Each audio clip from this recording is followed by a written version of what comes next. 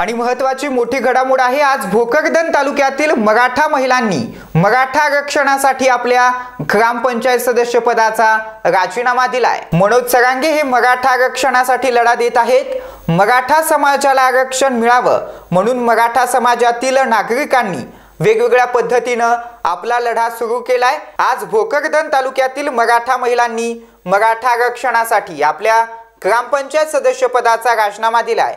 त्यांनी राजीनामा दिल्याची माहिती देण्यासाठी आज छत्रपती संभाजीनगर येथे गॅलेक्सी रुग्णालयात जात मनोज सरांगेंची भेट घेतली आणि त्यांना सविस्तर अशी माहिती त्या ठिकाणी दिलेली आहे। खरं म्हणलं तर जरांगी दादा एवढे समाजासाठी आपल्या सगळ्या मराठा समाजासाठी एवढे कष्ट घेत आहेत, रात्रंदिवस एक करतायत। मग आपलं पण काही समाजासाठी देणं आहे। यामुळे आपण मराठा आरक्षणासाठी भोकरदन तालुक्यातील आव्हाना ग्रामपंचायत सदस्य पदाचा मी राजीनामा देत आहे। माझं नाव गीता प्रमोद गावंडे आहे। मराठा आरक्षणासाठीच।